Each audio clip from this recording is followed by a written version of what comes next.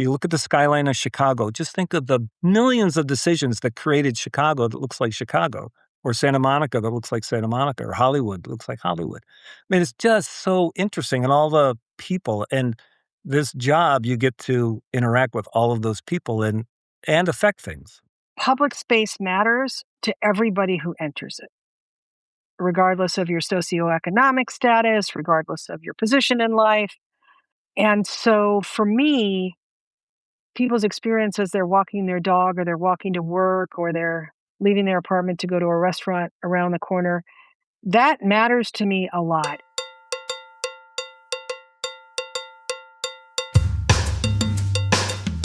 Help wanted. Seeking an experienced professional to improve and manage an entire neighborhood. Applicants should be equally comfortable discussing retail economics, public safety, homelessness, event production, fundraising, commercial real estate, local politics, public art, transportation, landscaping, sanitation, marketing, community engagement, advocacy, climate adaptation. Must be able to build consensus among people who disagree, solve problems you don't technically own, respond calmly to crises, celebrate small victories, and occasionally figure out why the holiday lights won't turn on. Authority limited, expectations unlimited. Reports to a large and diverse committee that generally doesn't agree, and if they do, it will be your job to find more diverse representation. Other duties as assigned. Actually, scratch that. In this profession, other duties as assigned isn't the last line. It is the job description. For most people, that sounds impossible. For downtown managers, it sounds like Tuesday. Today, we're featuring a conversation with two people who helped define what that job has become. Michael Edwards has 4 decades of experience in downtown management, economic development, placemaking, urban planning, historic preservation, and community revitalization. Most recently, he served as president and CEO of the Chicago Loop Alliance and just took on a role leading the Jamestown Renaissance Corporation. As Michael is making this transition, I thought it would be a great opportunity to hear from him about 40 years in the downtown management world and the evolution of business improvement districts. To make this conversation more fun and frankly more interesting, I decided to take this episode off and invited Kathleen Rawson to have this conversation with Michael. Kathleen is also a place management professional with more than 30 years of experience in nonprofit leadership, public space management, placemaking, and hospitality. Rawson currently serves as Chief Executive Officer of the Hollywood Partnership, the nonprofit organization that manages the Hollywood Entertainment District, including the world-renowned Walk of Fame. Prior to her role in Hollywood, Rawson served as CEO of Downtown Santa Monica, Inc. from 1997 to 2002. Both Kathleen and Michael have been very involved in supporting the growth of the urban place management profession through the International Downtown Association. I hope you enjoy this conversation as much as I did. I have so much respect for both of them, and it is such a treat to welcome them to the Sidewalk Ballet. Here is Michael Edwards in conversation with Kathleen Rawson. All right, so where'd you come from, Michael? What's your background and how did you end up in bid work?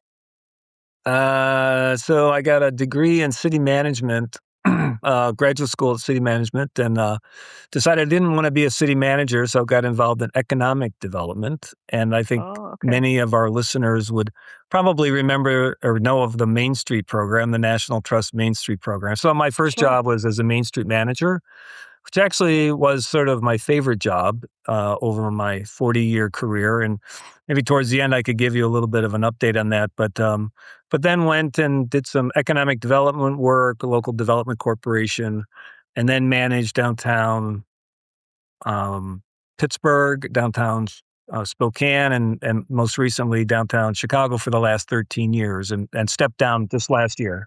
So you weren't born and raised in Chicago? Why did I think you were? No, I was Buffalo, New York. I'm in the great city of Buffalo, New York. Yeah. So it's interesting that you found Main Street the most fun job. Is that because it was the first one, or you like dealing with merchant associations, which I find really challenging? Well, it was my first job, and I was in my 20s. And so little town outside of Erie, Pennsylvania, the name of the town is Northeast, like 4,500 people, but it was his historic preservation based downtown revitalization. And I mean, you knew everybody from hanging the Christmas decorations on the poles to, just you knew everybody. And it was just a great place. Community really embraced the idea. It's a beautiful little town. We did lots of design and architecture, highlighting the historic architecture. It was terrific. And I just really enjoyed that. And I find that I still do the 4-point approach. And when I was in Spokane and when I was in Pittsburgh and even in Chicago, I mean, it's all a matter of scale. Yeah, In it's true. Chicago and in Spokane, if you had to pay $5 to park downtown, people were kind of annoyed about that. But if there was something going on, people didn't mind paying it. In Chicago, they pay $40 because there's so much going on. They don't care. It's just sort of the cost of admission. So it's all a difference of scale, and I find it just to be fascinating work. Yeah, it's interesting. So you always wanted to be in this kind of profession your whole life. I stumbled on it myself. Did you? How? I I started out in hospitality. I'm the last of 6 kids, so, I was kinda Baby? there to raise myself, at the end of my parents', long jaunt through parenthood, and they were working class folks, and I got myself to university, and I got an art degree, which obviously was not helpful from making a living perspective, but I think it gave me a really good background. But Totally. my yeah, my path to this work was through the hospitality industry. When I was in university, I was a weekend morning waitress at a Holiday Inn, which was the Oh, hotel in Minnesota. Did massive banquets, and it was a gathering place, not sort of the roadside inn you might think of. It was a big space, and I worked my way all the way up to being a banquet manager there, and then moved to California and stayed in hospitality for a few years. But where I really got plugged in is when I moved from working for a property to working for the Convention and Visitors Bureau.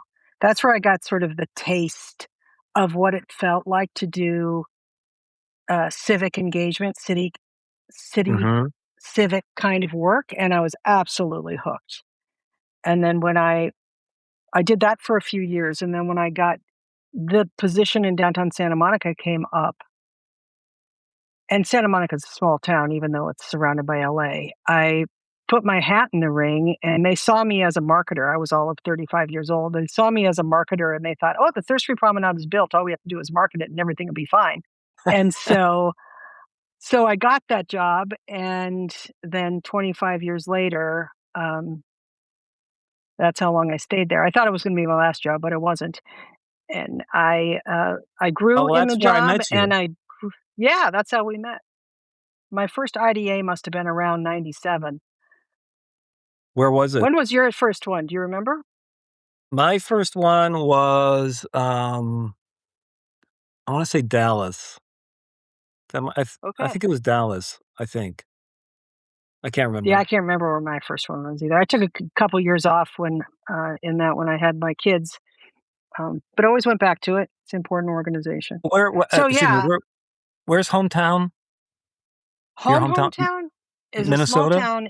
Yeah, Minnesota, In small Minnesota, okay. town in rural Minnesota. And how long were you in, Santa Monica? 25 years. Were you really? Wow, that's a long Yeah, time. it's a That's a major long. percentage of my life. Yeah, yeah. Yeah, yeah, wow. Wow. Yeah, I'm in my 30th year. You said you're in your 40th? I think so. Yeah, I started in '96. Yeah, I so went between actually, I started in Buffalo. I followed Rick Reinhardt. Do you know Rick? mm-mm. And one of the things that, Chip had asked us to maybe talk about was generations. I kind of sort of feel like that maybe you, are sort of second generation. There's the Paul Levys, the Rick Reinhardts, and, those kind of folks that kind of, really took the the idea of a bid, really to clean and safe and just kind of establish the program. And then I think our generation, really depended on clean and safe as sort of the reason why we exist, but then began to add things like open space and parks and adding those kind of things and getting maybe a little bit more involved in economic development because cities were better places, right? I mean, the work that was done made them a better place to trigger investment. So it gave us an opportunity to play with um, economic development in a bigger way than they did before. So I think that's it's been an interesting evolution of of the profession, and I think it continues to evolve. I'm not exactly sure where. I have some ideas, but it's been a great career. And just one other thing in terms of how I got started, I was actually in I was waiting in a doctor's office, and a Time magazine had a picture of James Rouse on the front page of Times magazine, Really? and this is when he built the Inner Harbor in Baltimore, and the headline was, "Cities are fun," or "He thinks cities are fun," or something like that, and I read that, and I'm like, that's what I wanna do. I wanna be involved in cities because they are man's greatest creation. If you look at the skyline of Chicago, just think of the bazillion decisions that went into the color of the curtains, the color of the facades, the size of that building, millions of decisions that created Chicago that looks like Chicago, or Santa Monica that looks like Santa Monica, or Hollywood that looks like Hollywood. I mean, it's just so interesting, and all the people, and this job, you get to interact with all of those people and affect things. Yeah, completely affect change. I, one of the things that I'm curious about and kind of struggling with now is that you're right. Our jobs have changed a lot from certainly mine has from when I first started. As I said, we weren't even a clean and safe bid when I started in Santa Monica. We were a Really? marketing bid. Yeah, we didn't become a P bid until 2008. And so one of the things that I find interesting is that more and more of us, because frankly, we're really good at what we do and we put our shoulder into it, the work that we do around placemaking, which would be typically the municipality's job, or Yep. the work that we're doing towards economic development, which has historically maybe been a chamber of commerce's job, but we're doing all of it. And that's a little overwhelming. Right? And does it let these other people off the hook? Or is the work that you're doing in Chicago or your previous positions, is it complementary? What do you think?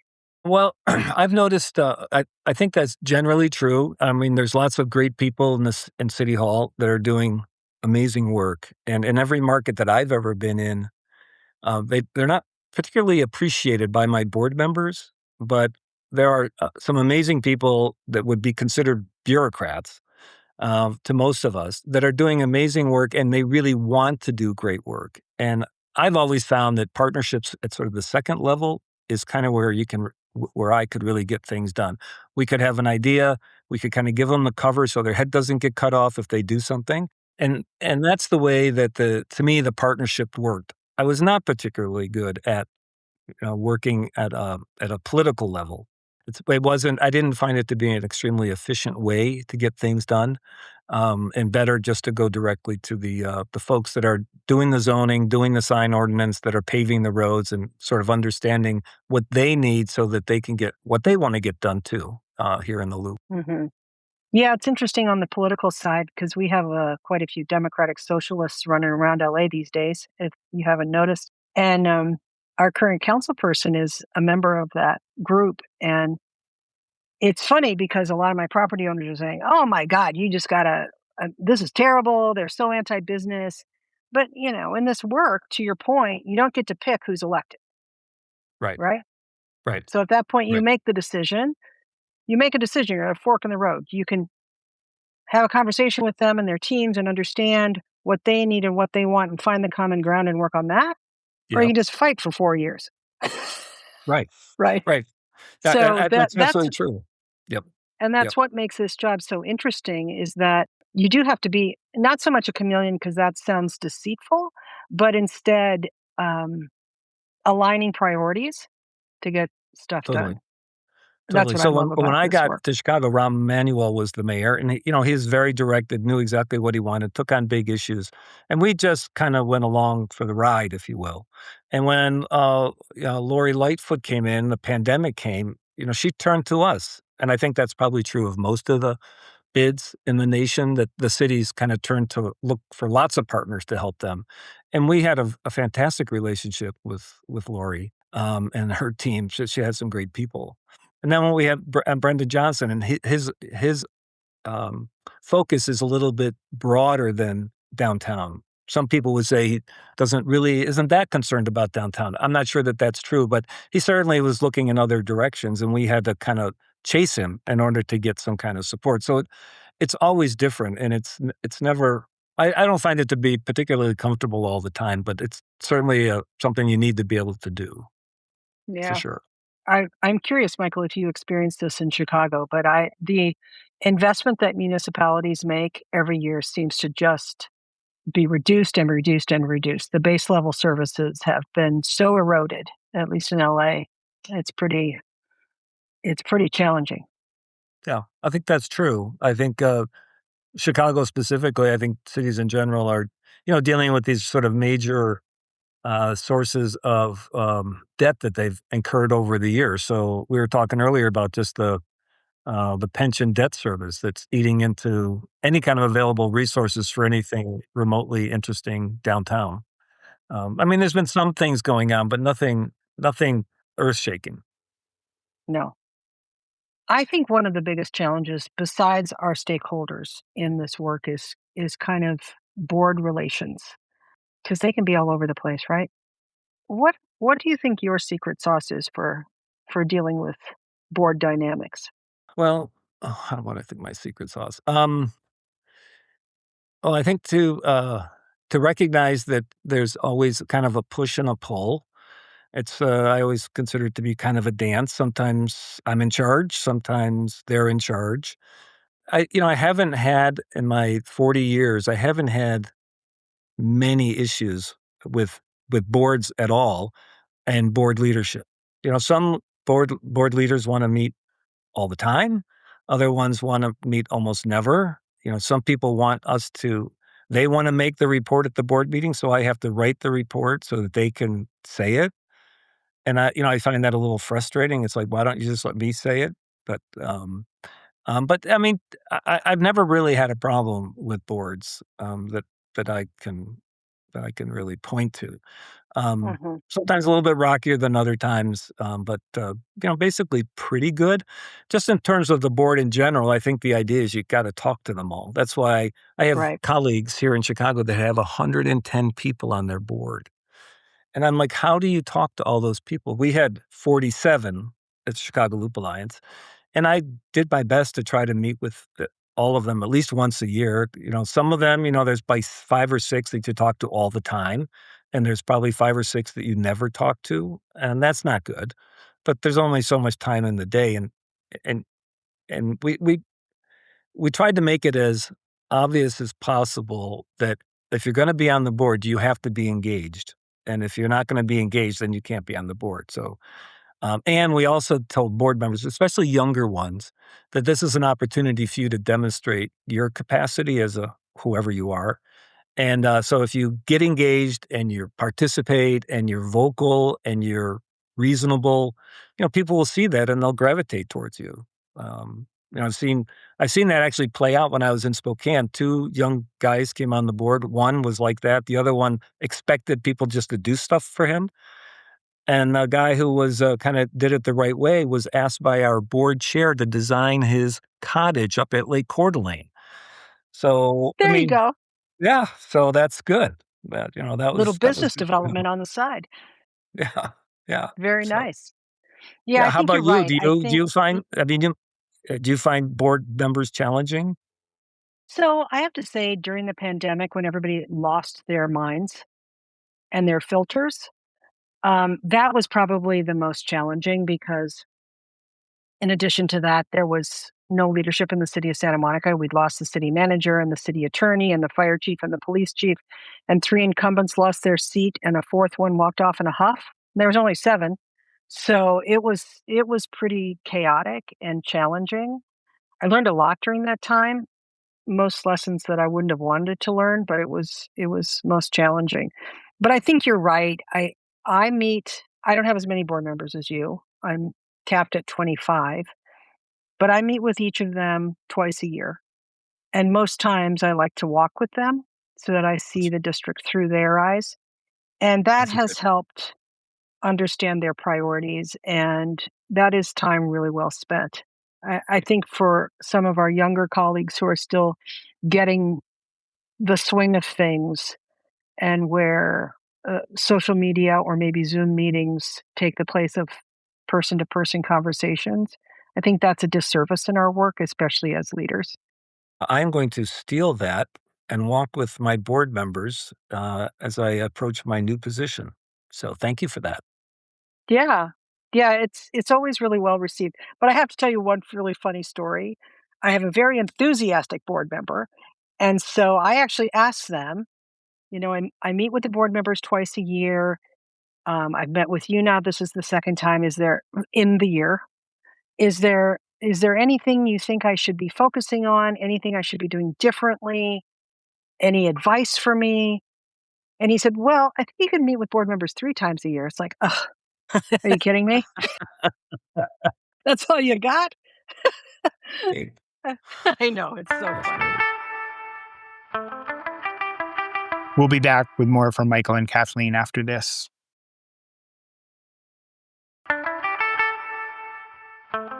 so how are things going in Hollywood? Oh, it's hard. You've been watching our I mean, mayoral it was. election? This is some crazy stuff. Here's what I will say, though. I have to say it's really fun working in the big sandbox of Los Angeles versus working in the small town of Santa Monica. It's, being engaged in politics at this level is really invigorating, and I'm proud of what we've been able to do. But LA is in dire straits. Well, many cities are. LA is in dire LA is straits. And so, yeah, we have a lot of work to do. Every time I come to Chicago, Michael, I have public art envy and painted. All walls, your stuff looks so glaze. great. Thank Bollards. you, I was thinking of thank bollards and you. light poles and all. I mean, it looks so good. I'm thinking, I don't know what the rest of Chicago looks like, but this looks good. And LA doesn't have that. We're the only major city in the entire country that didn't have an infrastructure plan. Oh, And a lot of it's because of term limits, right? So doing an infrastructure plan takes time. right. And so every politician here is in for a short win because 2 years into their term, they have to start running for reelection. And then they're basically done after 12 years. So I applaud the mayor for putting that together, but it'll take time to get it done and to fund it. And at the moment, we're also looking at a charter reform. But all of it's exciting. And what I will say is, and I say to my team all the time, we can swing at anything and hit a single. There is so much to do. What is what how many aldermen, councilmen are there in Los Angeles? 17, and our district is one council person. So all the entire some bids have more than one council person, but we have one. So we have 50 aldermen and 1 mayor. And for the mayor to be successful, he has to marshal, 26 of them or 20 yeah, 26 of them in order to get anything done. And so there's so much politics going on, that we don't even know about until some kind of decision's made, really. So it's, in some ways it's good because they're kind of busy doing that whole thing and they're not really paying attention. And so we're able to get a few things done. And we have we have great philanthropy here in Chicago that's, been here forever. And they were making a lot of investments in the arts and in culture, in the Chicago area. So, Yeah, it's a well-oiled machine. At least it looks like it. yeah, From thank you. we're Thank you. start Yeah, we're starting from scratch. So, what do you think the future of bid organizations looks like?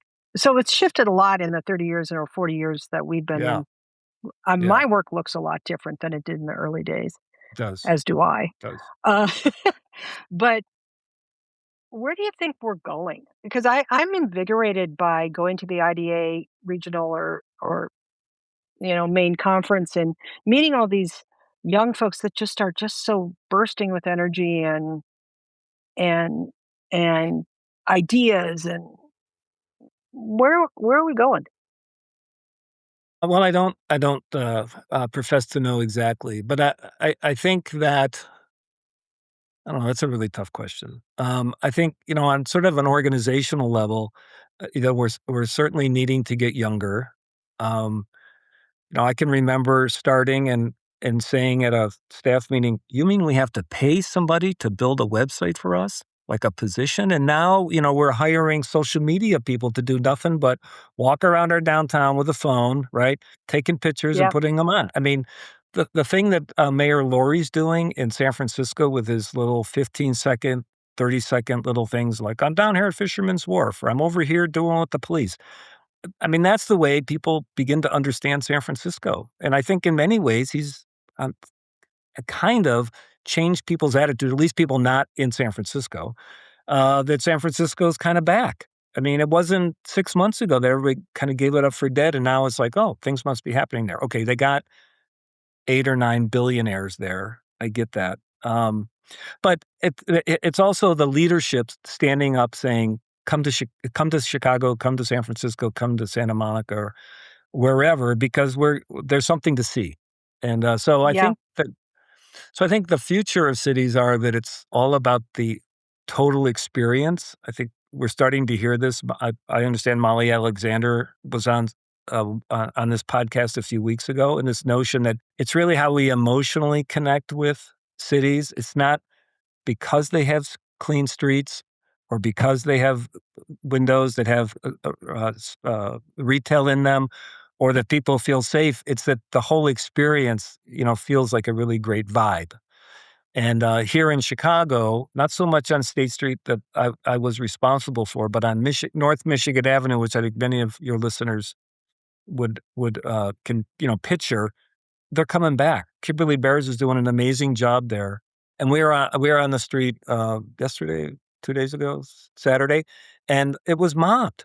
I mean, it felt like everybody from Chicago was in downtown that day. I mean, Mm. that's kind of what it felt like. And we did have one of the soccer games, not the FIFA, but the Germans were here playing the Americans. We had a Pokemon festival going on in Grant Park. I mean, there's a lot of things going on, and at the end of the day, we're human beings, and we actually do like to be around each other. Like, all of that would have been really boring if it was just me and my wife and there's no people. People like people. They just like people doing the Absolutely. right thing. So I think cities, groups like ours, BIDS, need to do what we can to make sure that there's an opportunity to do the right thing on your street and in your downtown. Yeah, and I'm sure you heard a million times, as I had in the career, if everything's just safe, Kathleen, if you hit safety on the nose, everything else will fall into place and be fine. And you and I both know that that is just not true. It's a combination of all the energy, and as you just said, if there's more people in the neighborhood, there's more social surveillance. And the, ne'er-do-wells, off they go because they don't Yep. want to be observed or surveilled, even if it's just by another patron. And so the vibrancy piece, I think, is almost as important, if not more important, Yeah. than the baseline clean and safe. Yeah, here in Chicago, it's not us, although we're participating in it. It's World Business Chicago, which is sort of the corporate partnership that is really out actively recruiting businesses, quantum, probably these data centers to come to the Chicago Hmm. market. And they're doing their strategic plan to 2050, and they've actually come up with a whole new category, not logistics, not healthcare. It's called vibrancy. And they're talking about the economy associated with vibrancy. So that would be everything from, actors graduating from Columbia University in Chicago, to stagehands, to artists, to galleries, anything that creates vibrancy are job creators. And then, of course, as you would know way better than I, that's going to attract more tourism, more visitors to Chicago, and then begin to fill up the vacant storefronts. So vibrancy is seen as an economic development strategy here in Chicago. So they asked the community as part of this, we're looking for 50 big ideas for Chicago. And I'm going to forget what the winners were, but they selected 6 of them. So if your listeners go online and look, World Business Chicago, 6 winning entries, big ideas about putting a lid over the Eisenhower that kind of comes right through the loop and separates us from a neighborhood. Another one is, these office buildings, turning them into vertical farms, kind of big ideas. So So I think part of the bid future is we've established the base, we built partnerships, and now we have an opportunity to do other great things, you know, sort of to be determined, I Yeah, would say. out of the box stuff. I'm sorry, Go some ahead. of the stuff that they're doing about visually that I see on social media, so I don't know, maybe it's all AI. Um, but they're lighting up bridges and they're using light. I mean, if you go to Asian countries, I mean, the cities just look so far ahead of our cities, just in terms of what they do and what they spend and how proud they seem to be of their buildings. So we're starting to see a little bit of that. I know Jeremy Waltrip in Pittsburgh has done some amazing stuff with the recent NFL draft that was there. I don't know if you Hmm. saw it, but the three sister bridges over the Allegheny, they lit them up, and every time a team would select their player, they would light the bridges the color of the team. I mean, that's it, Extraordinary. they're integrating the city into kinda like what's going on in a national footprint. It was pretty amazing and beautiful. Yeah. So much of the work that we do, we have to hustle, right? We have to be rainmakers with grants or trying to get support outside of the regular assessments that we receive through our property taxes. So I find that challenging and not for everybody. Not everybody likes to fundraise. Are, have you been have you been successful in that? Like Jeremy must have gotten a grant for that because I can't imagine a lighting program that intense would have been funded through assessment dollars, right? Right. That's I, probably true. I'm sure that's true. I'm sure that's true. So we did, so we have also a membership side. Doesn't raise a lot of money, but it's a membership side for us. But one thing we did do 2 years ago, and I wasn't really, frankly, very big on this idea, is we hired a director of development, and his job okay, was to go out and generate foundation funds.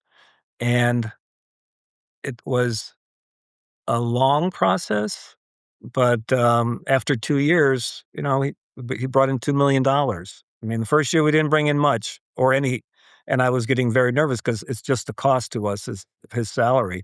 But it takes a while to do that, to it make does.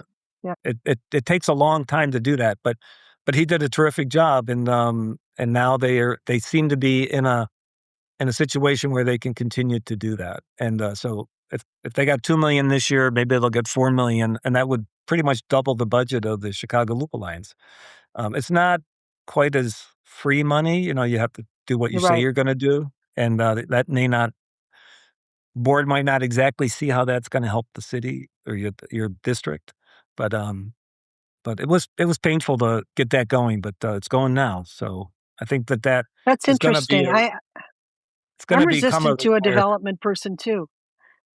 So Yeah. we have the same resistance because I don't know. I feel like how is somebody who is not bid able to speak on our behalf in the same way that we could, right? Yes. Yes. That is my hesitation. What was That's yours? it. That's good. That's good. Well, what we did was we educated him. He's a smart guy. But then on key moments, he would say, "You have to come with me." Like he would just, I see. I told him, I said, "Look, when you need me, let me know." And so that seemed to work. That seemed to work pretty well. When I left Pittsburgh, I think our budget was maybe $5 million. I think Jeremy's budget's 13 or $15 million now. Yeah, And good for him. I mean, he's negotiated contract for services for the city. Pittsburgh has a very gracious, philanthropy, group. He was part of a larger effort across the state, and I think there's like a $600 million investment in just downtown Pittsburgh that he was part of creating. It's the governor's office, it's lots of other people, not just him, but, I mean, he was really kinda led the charge and we have to do something in the city. I haven't been able to do that in Chicago. I can't.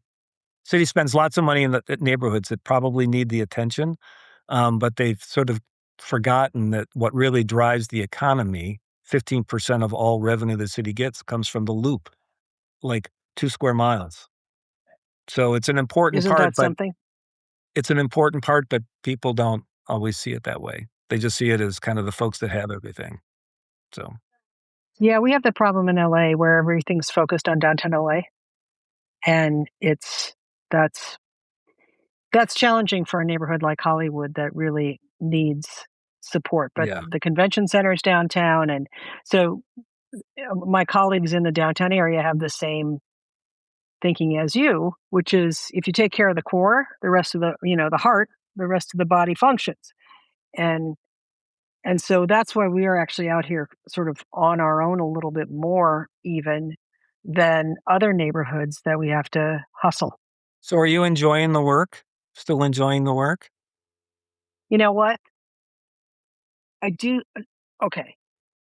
Generally speaking, I can't see myself doing anything else. Fair. I I love this work because public space matters to everybody who enters it, regardless of your socioeconomic status, regardless of your position in life. Um, and so for me, people's experience as they're walking their dog or they're walking to work or they're leaving their apartment to go to a restaurant around the corner, that matters to me a lot. And I often, get on my high horse and say, hey, Hollywood has 0.26% of all of LA's parkland. Yet that little pocket park is an open air drug market, which is kitty corner from affordable housing that is filled with children across from the YMCA. A full 10% of our population is under 18. Where the hell are these kids going to learn to ride a bike? And fighting for those kinds of things is really important to me. So the drive is makes me still enjoy the work. What we're going through right now, which is renewal and possible expansion of a tourism improvement district and all Right. that stuff are very difficult conversations. People have tax fatigue, they have compassion fatigue, they have all those things now. And then the messages that are coming out of Washington, DC, which is cut your enemies, I put that in air quotes, off at the knees at every expense. That's tarnished the public discourse in a way that I think is really troublesome. And so I constantly say to people here all the time, you can disagree, no problem, but disagreement can still come with mutual respect. And so I feel like a Jewish mother sometimes as I walk around the neighborhood. It's like, would you talk to your mother like that? That's great. Yeah, How I mean, about you?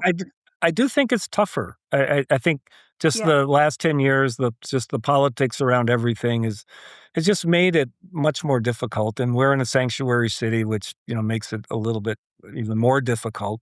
But post-pandemic, we really latched on to the DEI.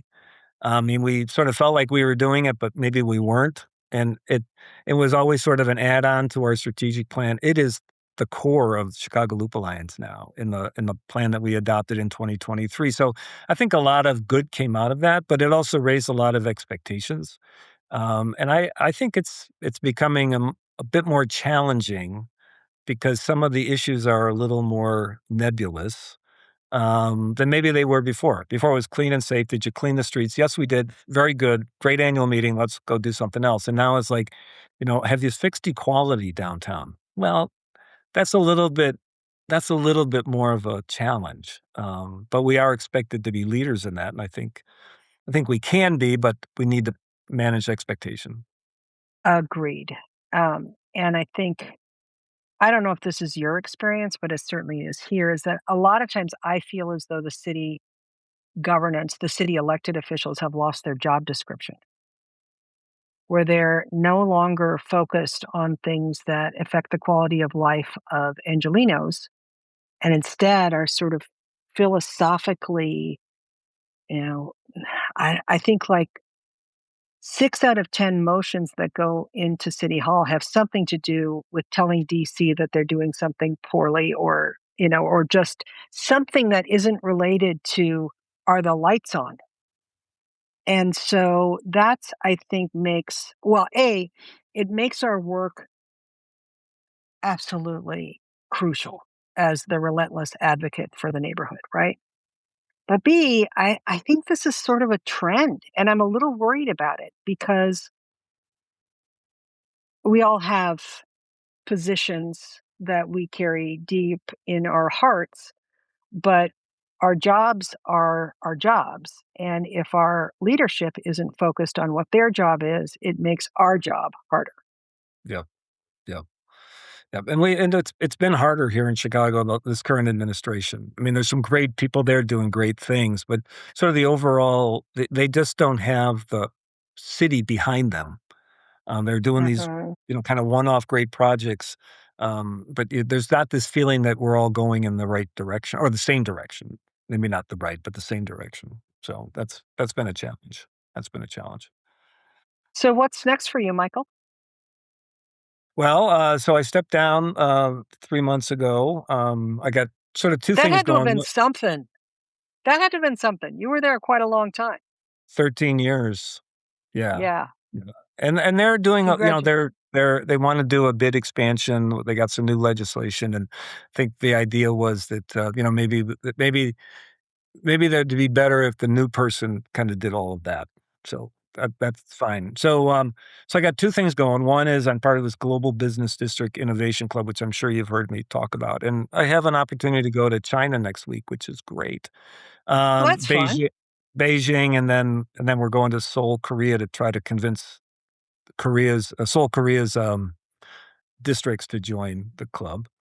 And then I decided that I'm not done yet, and I'm gonna go back to my roots, and I took a position to head up the Jamestown, New York, Renaissance Corporation, which is a rural downtown, 27,000 people. It's on Lake Chautauqua. I don't know if you've heard of the Chautauqua Institute, but it's a Hmm. wonderful place, southern tier of New York State, kinda, near the shores of Lake Erie, but really in the middle of the state. So I start July 1, and, I'm going back to my roots. So small town, So gonna know you're moving everybody. across country. Yep, yep. Well, I'm moving Wow. back kinda towards home. Buffalo's right there. My wife's from Pittsburgh, and that's 2 hours away, so we'll be a little bit Feels good. closer to my siblings, which will be nice. So, That's lovely. yeah. Yeah, gonna Congratulations. still stay involved in IDA and be a Yeah, Main Street good. manager again kinda thing. So, it's all good. Full circle. Full circle. Yeah, it's what it feels like. Definitely. Yeah. Congratulations. I have a few years left of Thank me here in Hollywood. Um, my contract goes for a couple more years, and then I will see where the wind takes me. But I'm, You're well, nearing the end. you're one of the best, and, so you've done amazing work. And when you were the chair of IDA, it was never better in my as a member. Um, Oh, thank that's you. And true. it was Well, that's true. pandemic. Yeah. Well, those were hard years for everybody. But, I've Crazy, really right? enjoyed, learning and watching the work you've done in Santa Monica and now in Hollywood. I know Oh, that's thank a you. tough deal. Yeah, yeah, they're both tough gigs, but differently tough, right? Santa Monica has a lot of folks of privilege, and um, oh, it was interesting. One of the things right after, so in May of 2020, when we had the whole uprising, George Floyd, and so all Yeah. of we were on the news incessantly because all of our police were focused on the protesters and not focused on the looters, and it was terrible. It was Ugh, absolutely terrible. yeah. It was bad. And one of my board members, white, no kids, inherited the property that he manages from his wife's father, said, I don't know what everybody's talking about. I'm not privileged. I've earned absolutely everything I have. And I thought, oh, this is a tough road. This is a tough, tough road. Yeah. Yeah. Yeah. So, perspective, my friend, right? It means a lot. And I too have watched you just kill it in Chicago, and Appreciate those, that. yeah, those regional conferences that we had here there, I always loved going there, and I still love Chicago. It's one of my absolute favorite Yep. cities It's a in beautiful the whole place. world. It's pretty magical, and the work that you and your colleagues do there absolutely shows every day, and Aren't you proud of our industry? I mean, what the hell would cities do without us? Absolutely. I've had the best job it hasn't been a job. I can't remember ever wondering if I got paid today. It never even occurs to me. It's just part of my life. It's a great profession. I encourage other people to do it. Yeah, it's interesting because we never leave, right? That's the trouble with us, is that we love the job, so we never make room for the next generation. But I'm gonna in the next couple years. I'm gonna find room for the next generation here in Hollywood, and I will. Doesn't mean you won't see me. I'm gonna keep Well, poking I'm sure around you'll and be doing what I around. do. Can't go too far. Yeah, Cities are yeah. they're just the best of us, and it's a pleasure to be. It's an honor to be part of part of the history of a couple of cities over my career. So it's been good. Yeah, and like you said, people people are human. They wanna get out of the house, and we have a loneliness epidemic, and mental health is worse when people don't have community, and so, the work is Totally. not only rewarding, I think it's absolutely necessary. So, Chip, Sounds how'd great. we do? You guys are amazing. That was really, I bet I you was say just that to sitting all back your here guests. listening. I do, but and it's true. I only have amazing guests on. You know that, Michael. I have questions I want to throw out at you. And specifically, first, Michael, for you, you talked about the global network and the work you're doing internationally. What can we be learning from the world right now, or what should we be learning from the world right now? Well, don't ask me to mention them all, but there's a number of different governance models. In fact, Asia is very interested in the bid model. But as you might imagine, in Asia, there's a lot of top-down funding, but there's a lot more of it. And so, it's impossible to find a dirty street or a pothole in Beijing, for example. They just work in a different way. They're committed to their cities in a big way. They're not capitalists. I'll make that happen if I can make money. They're like, we need that bridge. We're going to go put that bridge in. So I think that's one of the things that I noticed the most is that they just operate differently than we do. And then the integration of technology into their cities is just off the charts. I'm sure you've seen these on social media. It does look like they're living in 30 years from now. It really does look and feel like that. So it's interesting to learn those kind of things. Thank you guys so much. This was great. Thanks, Chip. This was a really good conversation. Kathleen, always a pleasure. Same, Michael. Good to see Always you. a pleasure to see you. Keep Will up we the good see you in work. Toronto? Will we see I'm you in hoping. Toronto? I'm hoping. Okay. So I could You're actually a drive globetrotter there. these days. Yeah. Nice. Or Kathleen, we could just zip out to China and meet them there. Yeah. Right? Yeah. Never been there. That sounds like Sounds fun. good. Michael Edwards has been leading downtown districts for 40 years, most recently as the president and CEO of the Chicago Loop Alliance, and is now beginning a role as director of downtown revitalization for the Jamestown Renaissance Corporation in New York. Kathleen is the CEO of the Hollywood Partnership, the nonprofit organization that manages the Hollywood Entertainment District, including the world-famous Walk of Fame. There are links to much of what was discussed in the episode notes and, as always, on sidewalkballet.com.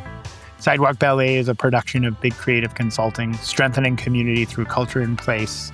Start a big creative conversation at bigcreativeconsulting.com. Mastering by Ryan Musante, our original theme music from the Peacoat Project. Thanks for joining us on this block of the Sidewalk Ballet. I'm Chip. I'll see you downtown.